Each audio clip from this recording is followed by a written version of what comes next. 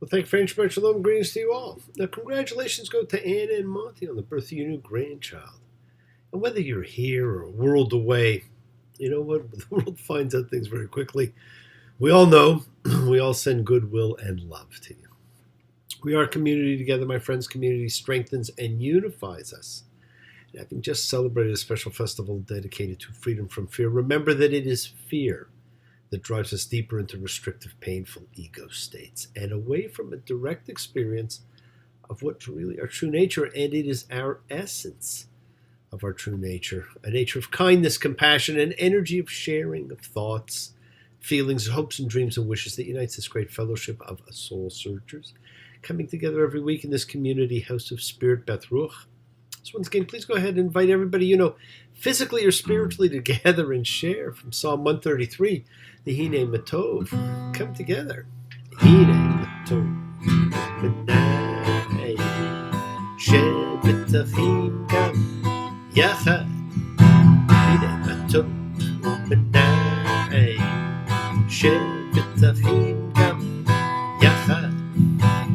How good and how pleasant it is for brothers and sisters together. Community. Community. Community. Together. I love the community we have, friends, and I love the things that we do. I mean, the music and poetry evenings are going fantastic, and I really enjoy those. Now, friends, last week with the establishment of the priesthood, a major event took place. And it's one that is in keeping with the idea of God's not creating, but separating and dividing, which we saw in Genesis. And as we saw, the priesthood was separated from the people. And I'm emphasizing that to you now because the entire rest of the Torah is going to be based upon this concept. You'll see this in everything now. This imitatio Dei, imitation of God, by dividing, by separating. And it will affect food, behavior, the general living of life, all about to be seen through the lens of separation and division, and in particular of impure and pure. Unclean and clean in opposites, a division, a separation, but especially between this concept of impure and pure. And that's what you're going to be reading about almost all the way through now. Now, the Hebrew terms here for impure and pure are often frequently, translated as the unclean and the clean also.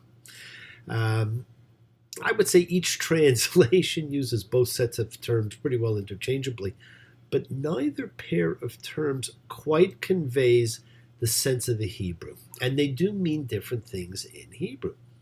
So in biblical Hebrew, the terms for the impure and the pure are tameh and tahor.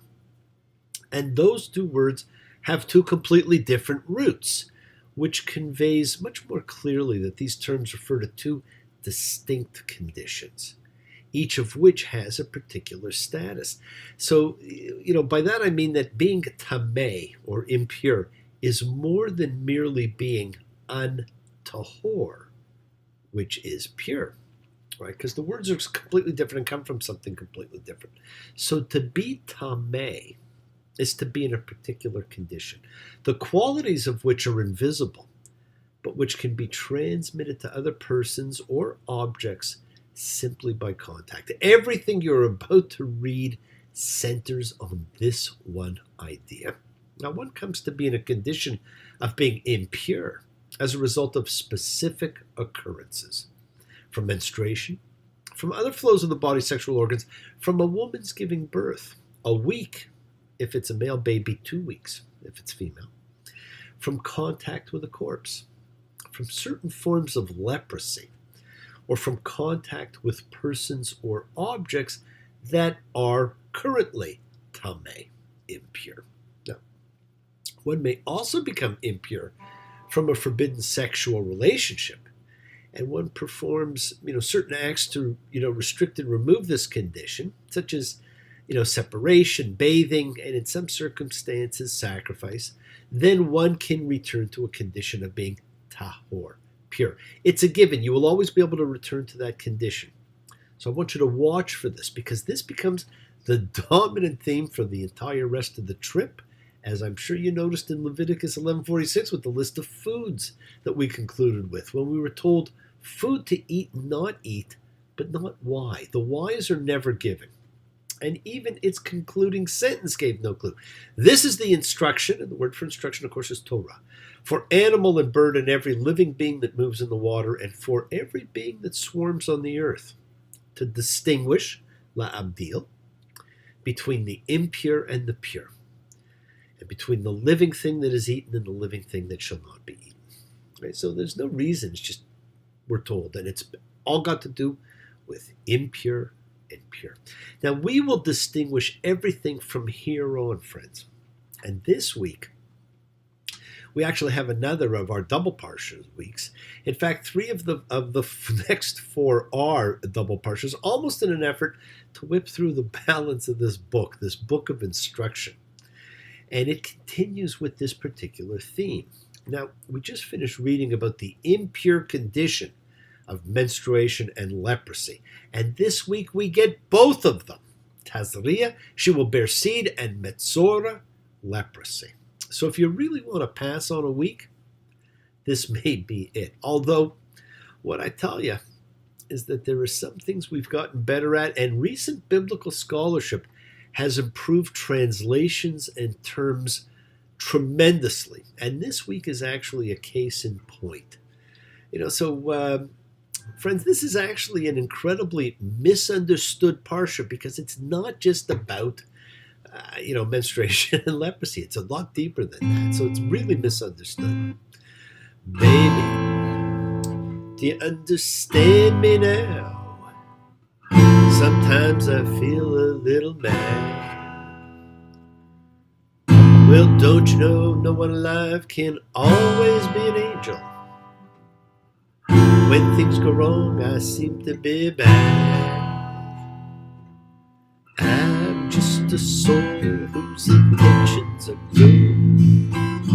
Oh Lord, please don't let me be misunderstood. Now, wasn't Eric Burden something else? What a voice. That song about being misunderstood. And of course, he was supposedly the Eggman from that famous Beatles song, although some think that John was referring to himself after having recently just met Yoko. So even though we are in a time of separation and division, we're all still brought together by events that can affect any one of us. So we pray for our good friend Stephen, who lost his baby brother Lars suddenly. That interconnected energy unites us and heals us. It's about a community, and this whole parsha is about community. So let us send out healing energy to all who need it. Think of those you know. For them, for everyone, for Shelley, still in mourning for Lindsay, for the bee, for all of you, for love, for everyone, for kindness, healing wishes, goodwill, and love that you send out. It just keeps circling the world, finding those in need. So thank you, each and every one of you. It's about community, and this whole parsha is about community. Me, Shabbat, Avotenu, Makor HaBracha, Limotenu, may the source of strength who blessed the ones before us help us find the courage to make our lives a blessing, the renewal of body, the renewal of spirit. Let us say, Amen. Let us all have our spirits renewed, my friends. Now, everything now is introduced to us as laws in this book of instructions. And believe it or not, we find out about the laws regarding menstruation, mentioned only once before in the story of Rachel and Laban. Well, here we find out about the impurity that it brings, and for how long. Blood is powerful. It always has been. It is intimidating. We are distressed at the idea of contact with another person's blood. And like with Lady Macbeth, we associate blood with guilt. Out, damn spot. Now, for a woman, it's a natural part of her life from the time of puberty, visible each month. But for a man, it's a sign that something is wrong. It's almost always associated with injury or severe illness. And I'll tell you right now, this book of instruction was written by a man. Leviticus 15:19. And when a woman will have an emission, her emission will be blood in her flesh. She shall be in her impurity 7 days. And anyone who touches her will be impure until evening. And, so it's just the touch alone is what's going to infect you. We're going to talk about that. But then we move on from blood. Leviticus 13:2.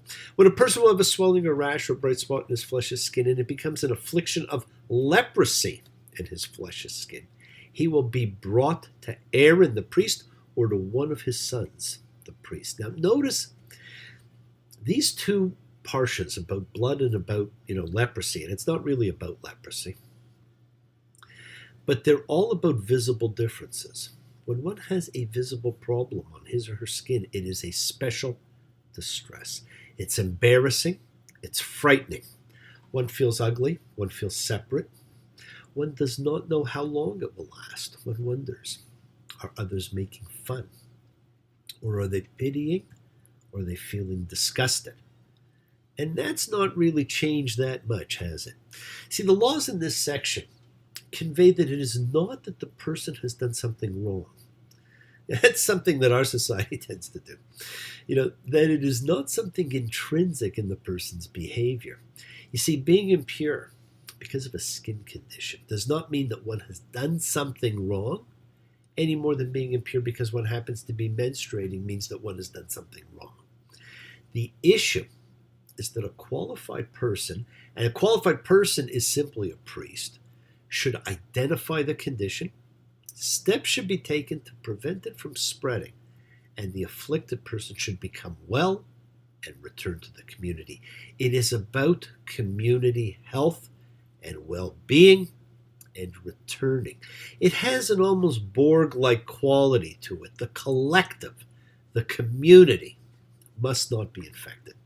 And there's that all-important concept, unique to Judaism, teshuvah, returning. So even when the Torah begins a long dissertation about leprosy, and not really leprosy as we understand it, it's a terrible translation in this book. We'll talk more about that later.